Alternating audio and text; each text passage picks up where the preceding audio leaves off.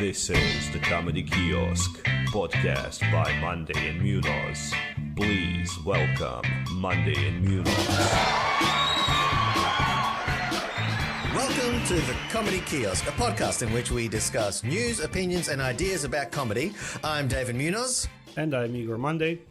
And today we are going to discuss Internet Killed the Comedy Star. Internet killed the comedy star. Da, da, da, da, da. And copyright infringement. Let's stop there. Okay, so, yeah, because reading an interesting article, which I think we eventually will pick and take little bites out of, because it had some very interesting ideas or interesting topic thingies. But the main one was that the internet, in particular social media, is kind of destroying comedy, or at least influencing it to a degree. So let's go on the broader internet sort of thing. Igor, what is your opinion about internet killing comedy stars? So according to this article, and you sent it to me a while back, and I had had time to actually read through it, and we will actually link it under this episode as well, so you can kind of refer to it and see what exactly are we talking about. It was published on Inside Hook, is it the website? I believe something like that. But yeah, basically the gist of it is social media and actually kind of comedians, this new younger age comedians posting the bits of their comedy online on apps and platforms like TikTok or Instagram or whatever, the Reels thingy. Is it actually killing stand-up comedy in a sense that, it gives false expectations and it forces comedians to kind of constantly think about cutting their material into smaller bits and posting that for the algorithm and so on. And I'm now just thinking we should have called this episode "Algorithm Killed the Comedy Star." But ooh, that's not bad, actually. Maybe we can just do it. Algorithm killed the radio star. But algorithm's such a long word. It is. But I mean, internet in its kind of broad kind of sense probably helped comedy overall, because it lets us even kind of promote the events on social media. And, get this during COVID, it really helped us because it allowed us to do like remote shows and shows with people from around the world and stuff. But if we're talking about specifically the thing about social media is that the algorithm forces you to constantly like cut and post small bits of your material, which then means comedians are then forced to write and come up with such small kind of bites of their material, and they post more and more crowd work, which gives false expectations of what to expect on an actual show, like some longer stories and So I would say I'm not sure it killed the comedy, the stand, and we're talking about stand-up comedy here when we say comedy. Definitely, TikTok didn't kill the movie industry like Marvel or whatever, or like a theatrical comedy or something. I mean, I'm not sure it's helping, but it's probably not doing so much harm as it is with stand-up. But I would say that it's definitely changing it. I'm not sure it's killing it. I mean, it's definitely changing it. So it might be one of those things, either you adapt quickly or you perish. And in that sense, it might be that it's kind of killing those who aren't ready to change, maybe, and go with it, go with the flow. Now, is that like an organic evolution of, comedy in the 21st century? Or is that the gimmick that is now being more harmful than useful? This is something that we can discuss. What do you think? Well, when you mentioned like TikTok before, actually, it did remind me the fact that during COVID, the lockdown, I that's the first time I popped on TikTok. I downloaded it because bored witless, So I just started flipping through, and that's where I saw like a lot of like teenagers acting out comedy bits, like playing out bits from other stand-up. And that's how, in a way, I discovered John Mulaney. Right. I didn't know him beforehand. And then I heard a lot of these bits being used because he's got a distinctive voice. He was playing the part of a child. So these kids were like just imitating him and kind of doing a visual representation of what he was saying, or lip syncing his bits, but in character. So, and it was, it was funny. It was fun, and it kind of gave another dimension. So I was like, yeah, it's cool. But as you're saying, like this article, the main crux of the matter was that because of that algorithm, we're trying to get seen, you have to play by the device's rules, which is short, punchy little videos, right? So you can't look, for example, if anyone has ever seen my YouTube channel, which is a big shake of the head no from Igor and anyone else probably listening. But the point is like, I mean, I haven't posted to it in so long. And this is kind of it. Like the algorithm says that you have to make short, punchy bits and you have to post regularly, at least once a week minimum. If you can post every single day, that's what you're supposed to do. You're supposed to put up, and even 5 minutes now is like too long for TikTok standards. And 5 minutes is a full set. And they're like, no, you're going to make it really short. And this is where reels, all these reels sort of thing and or what is it? Yeah, reels and stories and all that. They expect 15 seconds.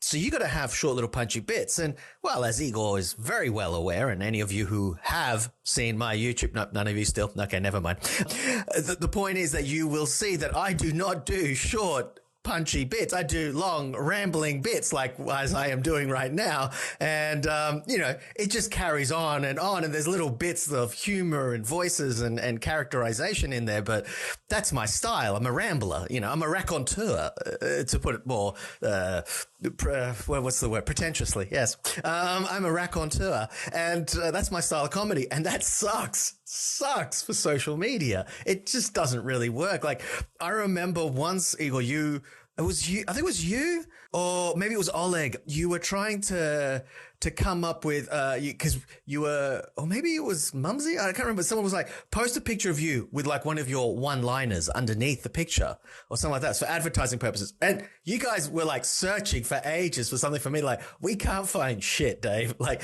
you are not a one-liner. Like, no way. And I think eventually you came up with the part where the one that was used, I remember, was the cats are not pets. They're just roommates that don't pay the rent. They're just housemates that don't pay the rent. And that was like the line that was used because it was like, that's the closest thing we've got to a punchline from you, Dave. And I'm like, yeah, that's it. Like, I don't have that. So when saying, I think it's killing a certain style of comedy as such, or not killing it, but it's definitely hobbling it. It's not showing it out there. So I think when it comes to bits, a lot of, especially young comedy writers and performers, they're catering to that algorithm, and to cater to it, it means that certain styles not wanted, they're not viable as such, not as easily. So I think that's one way. Yeah, I think is having an influence on it to a degree. But, at the same time, that being said, another influence that has, I think, happened in the past was like, for example, New York comedy American comedy versus British comedy. Similar sort of thing. Like Americans, like in New York, from what I've understood of comedy scenes there, sometimes they'll only give you 3 minutes on stage and you're supposed to get up there and have a laugh every 10 seconds. Like they're expecting short and punchy. And that has attributed to the very American style of having like bang, bang, bang, bang, bang, bang, bang, machine gunning things. While the Brits are more about, or the Irish in particular are famous for their storytelling joke styles, your Billy Connolly's in Scotland as well, and your Dara O'Brien's or whatever, the caricatures and things, and it's much more theatrical and storytelling. I have a friend who came over to the pub the other day, and we just blah blah blah, and that's that style. But I mean, there was that niche. You could still have that style and eventually get out. Now, if no one's performing that style because it doesn't work on the algorithm, then we'll have less of it, which is unfortunate. What do you think? What I think is actually a good starting point for this is just to look at us two. I mean, we are I don't think we are like a good example of this kind of new age comedians, right? And we've been doing it for quite a while, plus our age and everything, plus even our style. I mean, as you said, like your style is more long form. It's more kind of long stories where you can't really take a particular one liner. You can sometimes if it's like a small tag or whatever, but it's the story is the point, right? And the more story progresses, the funnier it gets because it keeps adding kind of to that story and so on. And my style is also, I would say, kind of storytelling. A big part of it is storytelling. I do prefer and I do like to do a lot of like crowd work and banter, which is something that is then kind of easier to take out of a recording and cut like into a minute or whatever. But still, a question to you. You mentioned you have your YouTube channel, and I know you have a YouTube channel. I was joking saying that I don't. But as I know, on your YouTube channel, you have, for example, your whole show that you recently did, like your whole hour. But do you post your videos or clips anywhere else, like TikTok, Instagram, YouTube Shorts, anything like that? No, I haven't started doing that. Because also my YouTube channel is not. It's not meant to be. It's not actually that. My idea for it wasn't to have self promotion. It was more. It's kind of like a catalog. It's kind of like a back catalog. It's for me to be able to, well, it's for friends and family, for starters, people who are nowhere near me, to be able to just, pop in and watch something and just go, oh, yeah, so see how I'm progressing. But mainly that's the word, progressing. It's about me being able to go back and look at bits. And also, if my computer dies and I lose my files, it's okay. It's on YouTube, I can see old bits there. I can also see how they progress. I can see if I've gotten better, worse, or whatever. I can listen to a punchline. So now, like you said, that comedy special, I'm not 100% happy with it. I'm okay with it. But when I watched it, I was like, oh man, I could add it there. And that's the thing where it would be great to, if I could do it again, which, hopefully I will at some point, at least parts of it, I'll be able to see how I introduced myself, how I brought it, and then go, all right, and punch it up even better. And, this is what comedians do before they should do, or some do, some don't, depending on what their style is, or what they want to achieve. But some people do that test run or whatever. I can't remember what they call it, but it's where they do about, maybe 5 shows or even up to 10 shows before they go on tour at selected places, and they just record themselves, and they have a director there sometimes even, or a manager or whatever, who sits there, watches it and goes, right, that, and then that's where they make it. They make the show there, and then they take it on the official tour where, yeah, you'll keep shaping it a bit, but the crux of it is done. Like the main point of it and the main laughs should be there already. It's not a complete raw piece of work. You take it on tour, for Christ's sakes. It's meant to be the polished thing, or at least as polished as you can to that point, and then just refining.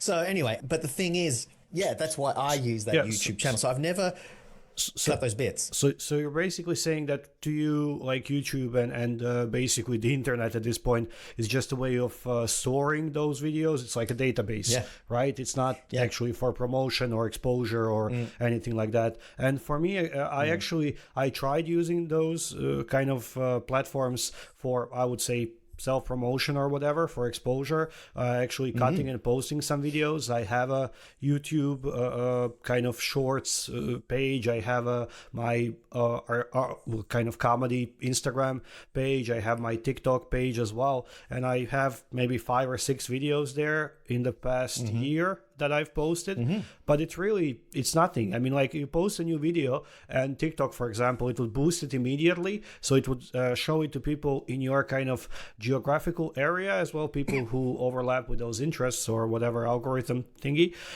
But so in kind of the first hour, you can get, 500, 600, 2000 views and whatever, and that's it. Then it stops. So only if you post like twice a day or every day or at least every 2 days will it kind of build up enough this exposure for people to actually see it organically, because they've liked one, they've liked the second, the third one will pop up because they like the previous 2, and it's obviously something that they're into. So it really needs consistency and stuff. And for me, it's not only, so it means so many things. Like, for example, when I did Edinburgh this year, the Edinburgh Fringe Festival, it was like 20 something days, 22 days I did, I believe, and I did 3 shows a day. I did my solo show, I did a showcase show and a gong show as well. I was either hosting or once or twice I even participated and so on.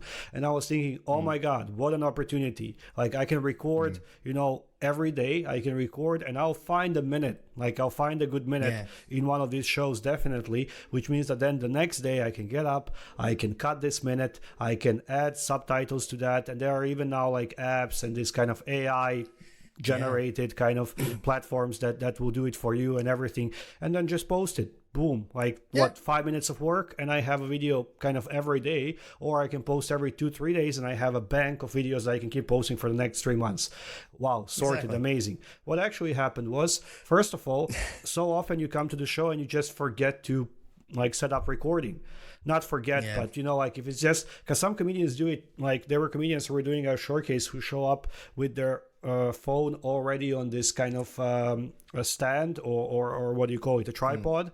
They just come in, they put the tripod, they go on stage, they pick up their tripod, goodbye, I'm going to do another show. It's already a thing. They just come in, they record themselves, they have all of those. I don't even have storage for that many videos. I would have to delete all my kind of photos from traveling and whatever from my dog and stuff, just to have enough storage to actually record that. So I would so often just come into the room, and as I was producing all those 3 shows, there's always something to deal with, like set up the microphone, something doesn't work, move the chairs around, let the people in, this and that, something with the venue, that by the time the show starts and you're on stage, you realize, shit, I didn't even put my phone to record, or I didn't even press record. Like it's right there, but I forgot to press record or something like that. Yeah. So that was the first thing. Second thing was so many shows were just meh. Like, it's not really something you want to post. You could for the algorithm, but then if this is the video that reaches people and people see like, it's just kind of mediocre, they're not going to like press that like button, which means it's not going to show up again in their feed and all that kind of stuff. And in the end, and the third thing is I'm just kind of lazy. I just don't, it's just not what because I know people who are very keen on doing that. Some younger comedians, we have a couple of younger comedians here now in my kind of club or whatever scene that do it just for them kind of every day. They post 2 videos on TikTok every day talking about stuff like, hey guys, you know what happened to me today? I lost one of my socks in my washing machine. What happens to that sock? Where is that sock? I don't know, guys. Let me know in the comments. Just stuff like that, which I would never do. Like, it's not, I just don't have that need. Wait, Igor, sorry to interrupt. Did you find the sock? That was an example, and I don't follow those videos and those people, sorry. But Jesus, dude, you can't leave with that kind of example and not tell me if the sock was found or not. Now you got me hanging here, man. You got me hanging. Tell me about his sock. I need to know about the sock. Come on, man. What a cliffhanger. We'll dedicate a special episode to that video and finding that sock. But so, I just don't have a need to actually express myself to like random people, unknown people on the internet about like my day, about my experience, about my show, because there were comedians in Edinburgh as well who would I followed them on Instagram or something, and they would have like 65 stories of one day, like just, I went to see this show, I went to see that show, this is my opinion of this comedian, this is my opinion of the weather in Edinburgh, I'm doing this showcase, I'm doing that showcase, guys, you can, but I just don't do that. It's just not in my kind of DNA to do that. And that's, it's bad for me. It's definitely a minus because I don't get to like play the algorithm in such way. But it's just, if I had like a social media manager, like someone who would just follow me around, record all that shit for me, cut it and post it, that would be amazing. But if I have to do it myself, I would rather spend 20 minutes before the show having a drink, talking to the other comedians, networking, getting to know the people who are performing, seeing where they perform. Maybe I can book a show there as well. I kind of have the old school method. But that's not good. That might help me book a show, but it's not going to help me fill those seats. That's the problem, So that's why I'm thinking, this is definitely my loss that I'm not doing this. All these things that other comedians, younger comedians, are now doing. What is kind of the reason for you? Why don't you participate in this social media game? What would you say? Well, actually, hearing you describe it actually made me realize it's just we're old farts. We're kind of stuck in our ways and we're not evolving. Like, you discussed at the beginning, like, evolution, blah, blah, this, and it's like, we're just not evolving enough. And I think age is a part of it because I keep getting like these, update, on Facebook. Okay, the young people listening will maybe not be so aware of Facebook. This is before Instagram, but it was after MySpace. Okay, kids? Okay, very good. Now, to continue on though. So on Facebook, if you've been using it for long enough, all of a sudden it'll come up with these updates from like 10 years ago, or in some cases like 13, 15 years ago. And you see the stuff that you're posting, you think to yourself, my God, why was I posting this drivel? Because I was young. I would mention, and I would post things like, hey, so what's happening this Friday night? The salsa got cancelled, so what is everyone else doing? And then I'd have friends literally post on it and go, oh, we're doing this, come and join us, great. And I'd obviously go or whatever. Or, oh my God, I've just worked 6 hours and I just, McDonald's just doesn't taste the same unless you've worked for 6 hours. It's like, what the fuck was I saying? Seriously, like, shit, who cares? Shut up, you idiot.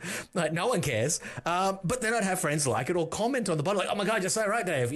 Working 6 hours and then having a McDonald's is just the best. It's like, what?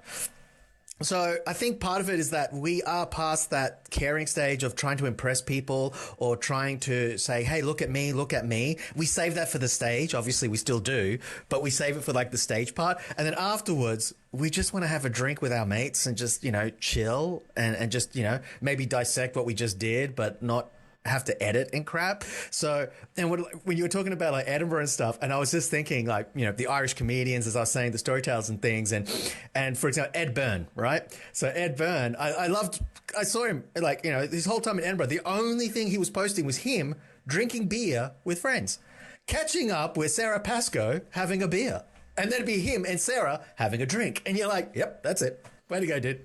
And that was it. It was him at pubs holding a beer and just like having a nice pint before I go on stage. And it's like, yeah, cool. But he's not posting any videos. He's not doing that because I think that's our generation's idea of posting something. It's like, yes, I'm still alive. I'm having a drink.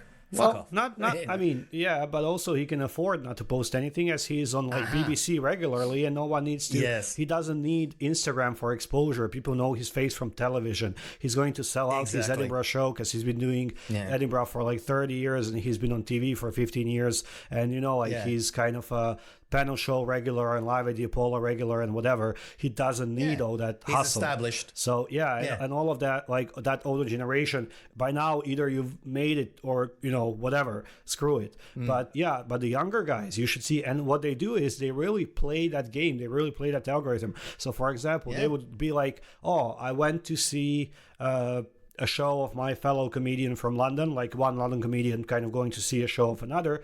And on the way I met and tags 5 other people just so they repost it, and then it's kind of bigger exposure and the algorithm works. Or cheeky little fucker. Yeah, I mean that's how you do it. Or like tag every venue, so venue might repost it. Or even if someone opens the Instagram of the venue of the Instagram, they would see the tagged photos of, oh, there's a comedy show as well. And it's really, I don't know if they're doing it kind of on purpose or it's just how they do it, because I'm not so good at doing that. Maybe it's just a normal way of, oh, this is the 5 people I met today, tag, but I just don't have a need to do. And as you said about like Facebook 15 years ago or something, even almost 20 years ago, that we would post these little kind of thoughts and moments and stuff. It then moves to Twitter after that. And now I think this is like in Instagram stories and TikToks where people literally kind of record what just like, someone will be like, oh my God, guys, I was just walking through the city and I saw this pigeon with one leg. Oh my God, a pigeon with one leg? That's crazy. Anyway, hit me up. Bye. Like what?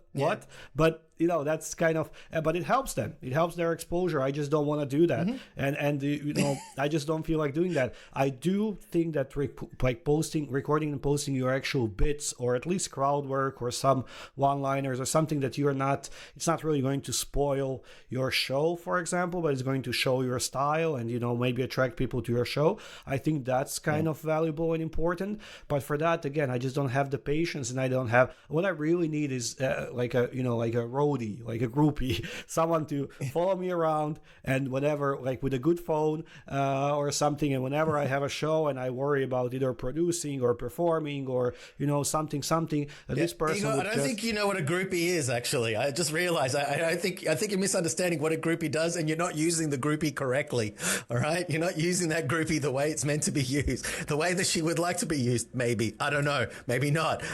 Consent, always important, but still, I don't think you understand what a groupie's for. They're not usually just following you around taking videos and photos of you, unless it's for legal purposes later because they want to see the shit out of you or something, maybe. I don't know, but, get you into trouble. But no, I think that's a PR person or marketing. That's PR, that's marketing, that's a different thing. Okay. I would like to have a dedicated social media manager or whatever, a dedicated person who would like go around, travel with me, come to my shows and do that for me, like to record. Social media groupie. Let's go with that. Yeah, let's go with that. That's also, I think your definition of a groupie is very much like 1972 Rolling Stones, less than kind of what I had in mind. But yeah. Aerosmith, Rolling Stones, groupies, Led Zeppelin. Yeah. Exactly. I'm old school. Like we said, we're old school. So, no, that's absolutely right. Now, the other point, especially from this article, was like, one is playing the algorithm game, right?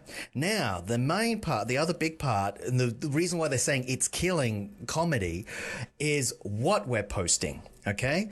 How do we post? So we touched on it before, like short little one-liners, but a lot of times, and you said this before, like you had the intention of recording your bits and then taking 1 minute. And you mentioned crowd work. Now that's a big thing because they're saying they're incredibly popular, those videos. Most people, when they're watching stand-up, are actually just watching crowd work because they want to see the zingers that the comedians come out with. They want to see the, you know, putting down that abusive heckler or that smart ass in the crowd. And they want to see the comedian triumph, you know, booyah, there you go, mic drop and everything's great. So they're saying that the majority of stuff that comedians are actually posting is a lot of crowd work and is a lot of dealing with hecklers. And because of these heckler videos, there's even compilation of hecklers, putting down hecklers and stuff. This whole I've spent ages watching YouTube videos because they're hell entertaining, and you kind of get that satisfaction. Yeah, you teach them, you put them in their place. Yes, you tell them not to talk out loud and stuff. So exactly, like get them, like put them down. Yeah, it's brilliant, and that's just it. And so now the problem, and what they're saying, the big problem is it's not just comedians changing their sets to be shorter and punchier rather than doing other forms of comedy. It's a lot of it is the expectation of the crowd. And they're saying that a lot more people are going to comedy. According to this article, they've noticed an uptick of people yelling back at the comedians because they've seen these comedians 20 videos of them dealing with hecklers, and they think this is part of the show, that you're supposed to heckle the comedians. And it's kind of giving this idea, and in a way the comedians want you to heckle them because it gives them a chance to show off. And, you get that whole comedian come up after and go, hey, did you see? I helped you out there. Like I gave you that opening and, you bell. And it's like, what the fuck? No, you've ruined my set. But the thing is, the comedians are doing it to themselves. They're shooting themselves in the foot. They're killing their own routines. And some comedians are apparently like they're doing sets that are just predominantly crowd work rather than actual jokes, like, proper setup, punchline style. Even the short jokes, they're like, no, that's only a small part of it now. It's mostly crowd. And they're saying that really, yeah, comedians are shooting themselves in the foot. That's the main point there. So what do you think? Do you think comedians are shooting themselves in the foot with this, with these videos?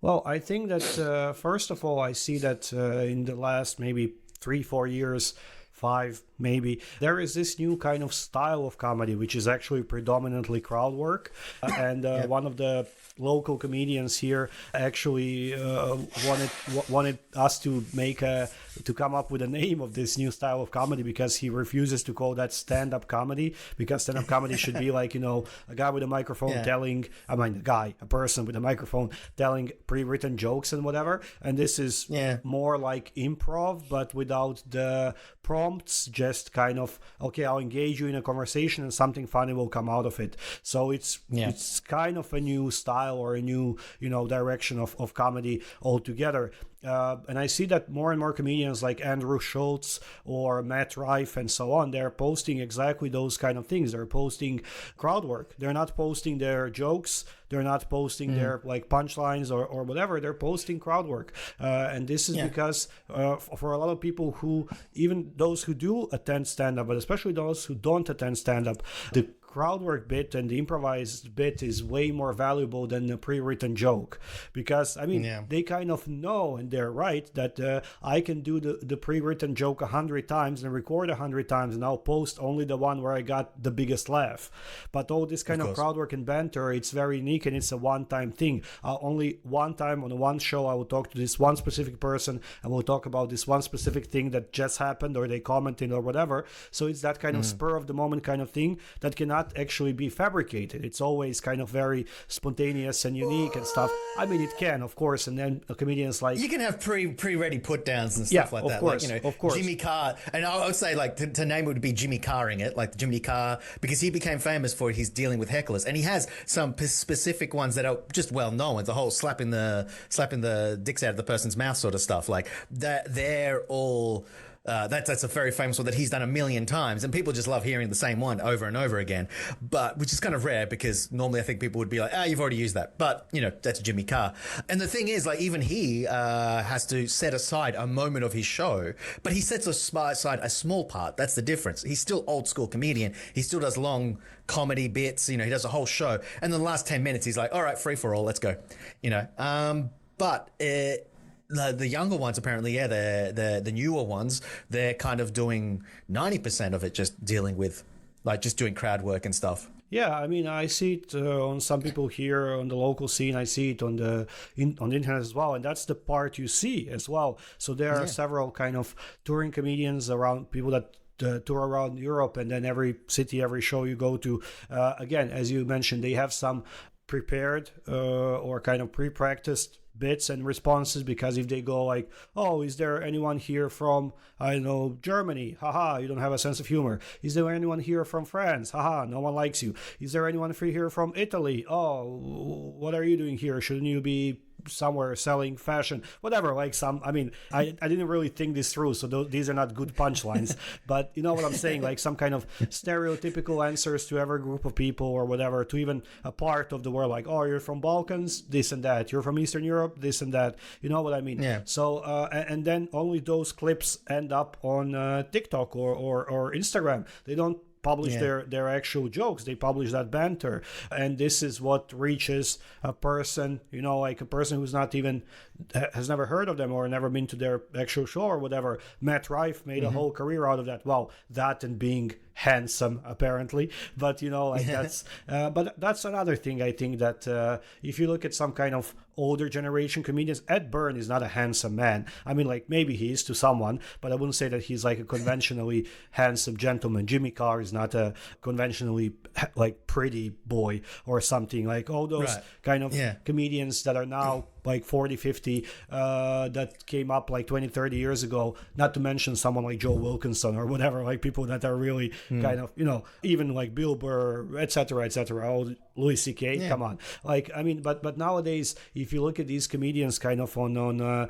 these compilation shows like Netflix ones and whatever, they're all kind of good looking, both male, female, whatever gender they identify as, you know, they're all like good looking, or at least well-groomed people. Like, they're maybe not, you know, naturally beautiful, but you can see that they, you know, either had some work done or they really take care of themselves and stuff. So because they're at the same time, they're not only a comedian, they are a face of their brand. They are a star, they're a celebrity, they are influencers, they're all of those things. While 20, 30 years ago, you were a comedian. That's it. You know, you just tell jokes. And actually, it kind of benefited to be unattractive. If you were an attractive comedian like 20 years ago or 30 years ago or more, you know, people would look at you kind of like, what the hell? Like, when you're trying to, because a lot of it was self-deprecating humor, and it was a lot of, you know, like Rodney Dangerfield, I can't get no respect, you know, sort of thing. And, you know, it's like, I'm the schlub.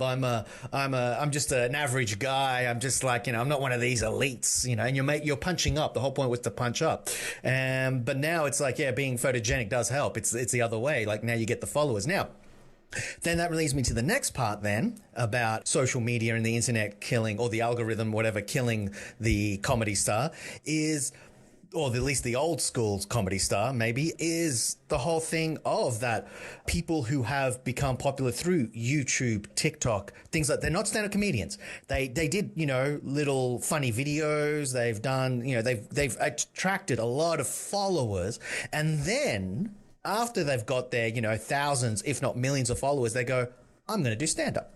I'm going to go on stage and I'm going to sell tickets. And they sell tickets, but they don't actually do stand-up, maybe some people would say. Or another way to put it, they're shit at it. Others would say that they're still raw. But the thing is, it's like they're getting up doing it for the first time, but they're got the whole place sold out, and people come to the show, and I've heard there's mixed reactions. Like, some people don't care. They just want to see their, you know, their idols, their fans, whatever, you know, they just like, yay, and they just go up and, you know, they'll be happily sitting there.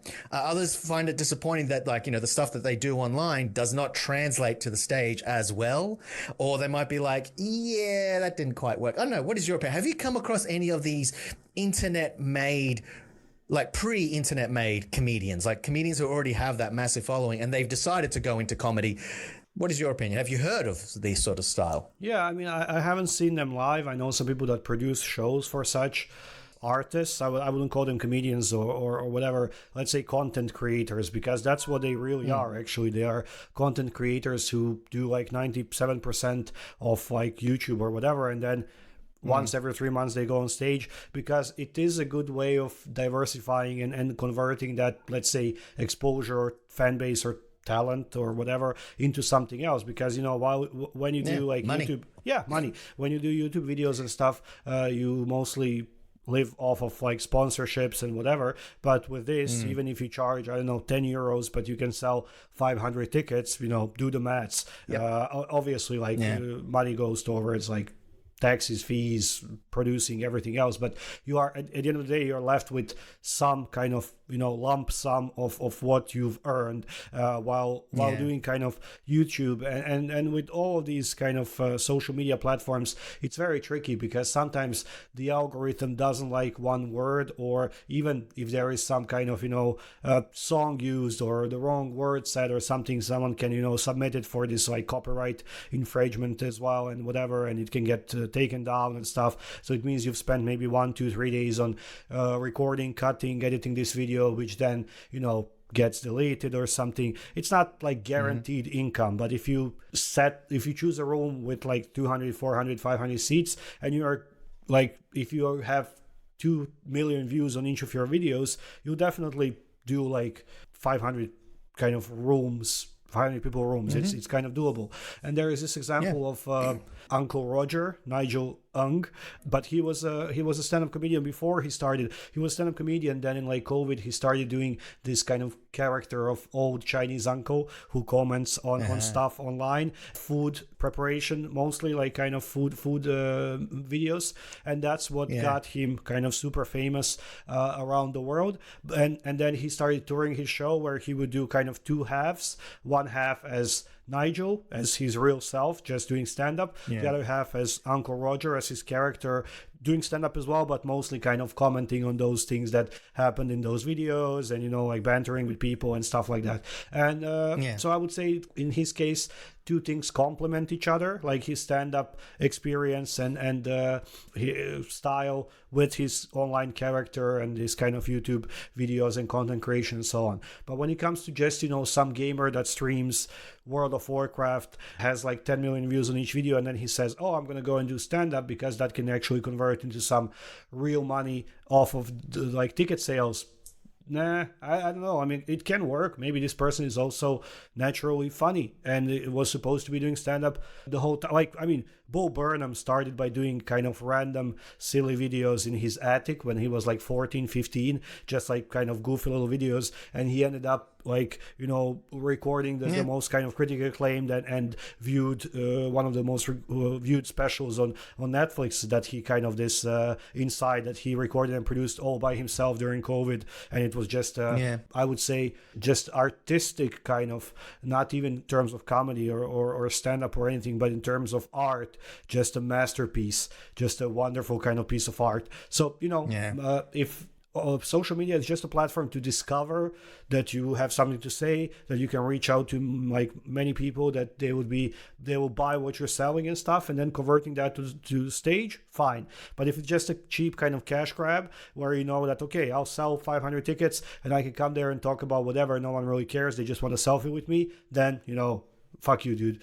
So But well, the other thing they were mentioning is like, the backlash, I guess, from older comedians or people who have been doing that whole, slogging it, bit by bit, trying to prove their craft.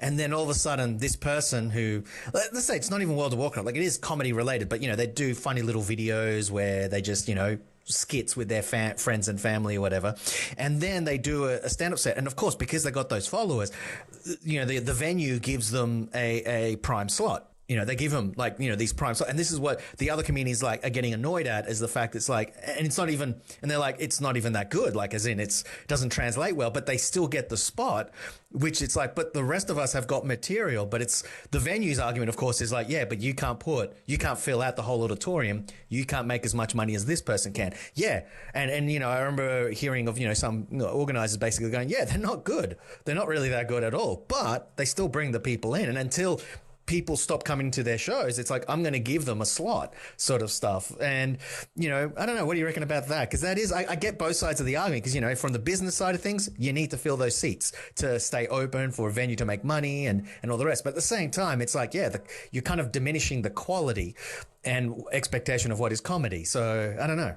I mean, the thing is that in our reality, and especially in our reality, like how we did comedy for the last 7, 8, 9 years, and how I do now comedy here, and how you will probably soon do comedy where you are now, and so on. And most of Europe and even other places as well, stand-up is now done in random kind of bars or whatever, theaters or cafes or anywhere basically, which means that this kind of art director, program manager, event manager of this venue decides to what they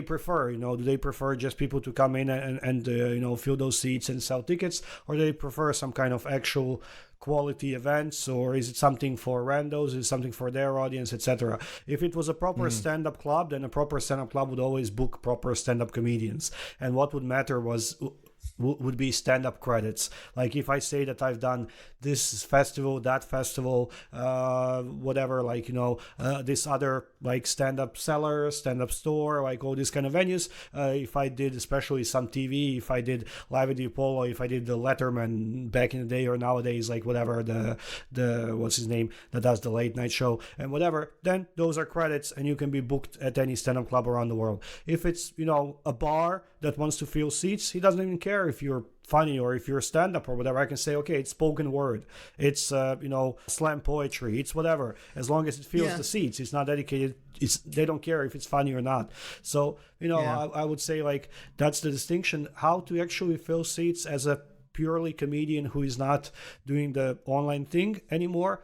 I don't know. I mean, it's really hard, I guess, because you can depend on the older generation that's going to use the word of mouth or kind of try to find some reviews or credits or whatever. But in 5, 7, 10 years, you won't have those anymore. You will really have to depend on the younger generations, which now finds things over TikTok, over Instagram. Yeah, exactly. So exactly. And that was, yeah, you have to, I think at some point, everyone will have to start playing that social media game, unless they are already either niche enough or established enough to be above that, established enough in the sense that people will come out anyways to see them, or niche enough that it's just going to be I will tell someone, or someone 20 years younger than me will tell someone, dude, you have to go and see that girl. She's hilarious and she's doing stand-up, and at the same time she's, I don't know, juggling toothpicks, something. It's you can't believe it. It's great. You have to go and see it. So unless someone is that good that people are going to naturally, I mean, word of mouth still exists. People still talk.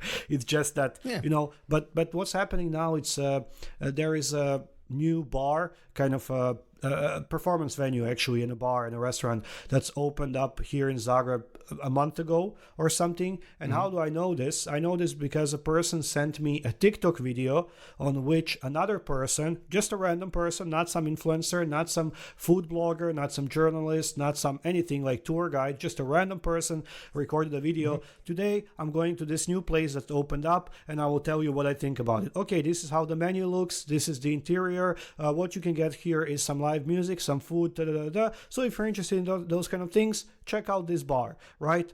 People saw that, people liked it, it reached a person that I know, that person sent it to me and said, oh, maybe we can go to this bar. That's how it reached me. So it's word of mouth, but digital, right? It's basically... Yeah, it's digital word of mouth. Yeah, no, it's virtual... Yeah, by digital mouth. Yeah, digital mouth. Virtual word of mouth. And that's how I know, and I will now go and see this bar. So that's why I think it's important to even maybe not yourself post these things, but if you are good or interesting enough, like maybe someone comes to my show... this Sunday, next Sunday, when is it? Next Sunday. Someone comes to my show and does the same. Like, hey guys, I just visited English stand-up in Zagreb. I didn't even know this exists. So if you speak English and if you would like to bring some foreign friends here, or, just practice your English or whatever, drop by this place. And then 100 people will randomly drop by next time that I do the show. So not necessarily that it has to be kind of your effort, but I think you really have to have that digital kind of footprint anyways, because how else are people going to know, and how else are you going to fill those seats? Like, I can decide tomorrow, okay, I'm doing a show in, I don't know, Austin, Texas. But unless that stand-up club is so established that they already have their audience or whatever, how am I going to sell that show? So. Yeah. Well, see, this was kind of the argument you were saying before about having those comedy credits, and you still, that's still good weighted currency. But I was reading somewhere where someone was saying, well, that currency, it's losing its value now. And basically it's more about like what social media presence you have. So the person will now instead, like the operator of the venue will be like, yeah, but how many followers do you have? It's like, I performed at Edinburgh. I've done this festival and that festival. It's like, yeah, but how many followers do you have? And that, like, basically, unless you can back it up with actual followers, then you're not given as much weight as someone who does come in. And even if they don't have those credits, they still have, like, I've got 1 million followers. It's like, woohoo, whoop-de-doo. Like, that's going to bring attention because, of course, once they start doing their promo stuff, it's going to hit. And even if only, 10% of those people live in their nearby vicinity, it's still a lot of people, out of 1 million followers, 10% is still a lot. So it's that sort of like argument that they're kind of saying it's evolving. But, what you're saying now is like, it's evolution. It's basically survival of the fittest. And survival of the fittest requires evolution. We need to evolve into the new thing so we can continue to survive. So maybe that should be the title, like survival of the fittest comedian, evolution of comedy sort of stuff. Because in order to have those currency, though, to have those followers, you need to then post these short clips. To post these short clips, the very most popular ways to do crowd work, heckling and dealing with hecklers and doing short little punchy bits, which means that is then influencing and evolving the comedy into such a way to get those followers, to get the stage time, to get the prime slots that give you the money, that give you all the ticket sales. And basically it's this sort of, it's cyclical a little bit, I suppose. And eventually to get those, and then you record those bits and then you post them back up, include, and you just do that. So I don't know. Is this the way comedy is going? Is this inevitable? Do we need to get off our asses and start doing more crowd work and recording and not forgetting to set up that camera? Do we need to start doing this much more? Do I need to change my YouTube channel into short little punchy bits with reels and stories and posting every single day? I mean, I would say we can make a conclusion out of that as well, because I would say, there are two sides of that coin.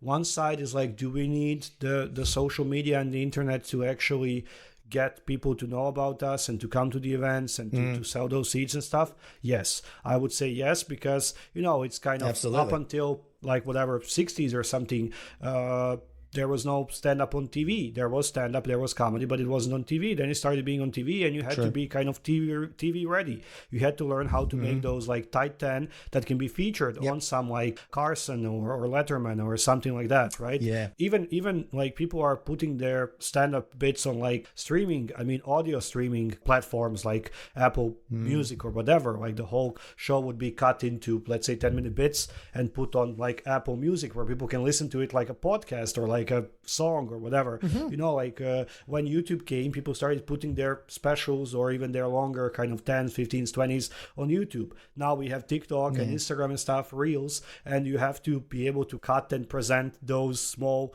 chunks of your material. So I think, that's just, and it's not happening only with stand-up and with comedy. It's happening with everything. You have to be ready to, with photography, with,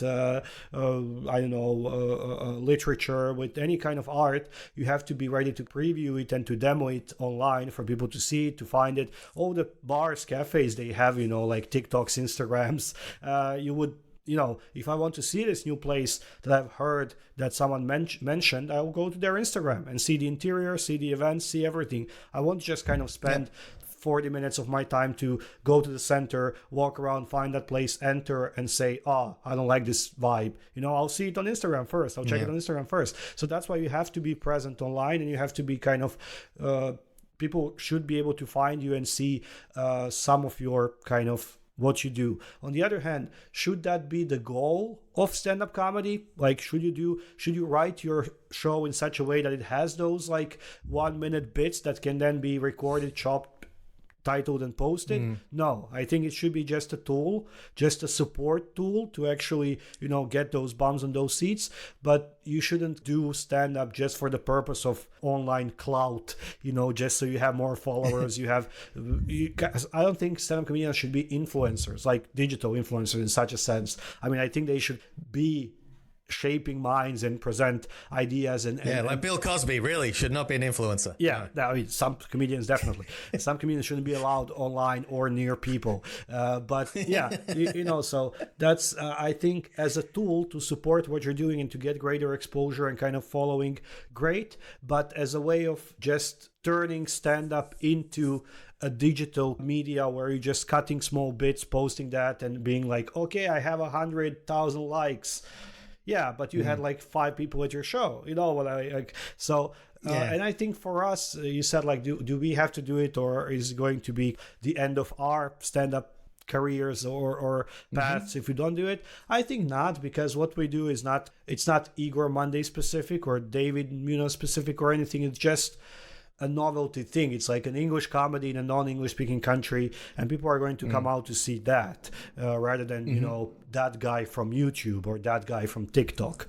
So in that sense, I don't think, and I think this trend is also, I think it's a trend, it's a kind of a fad kind of thing. So I think it's going to last for a year, 2, 3, but then it's going to die down a bit, and it's just something new will show up, and I don't think it's kind of a permanent way of things.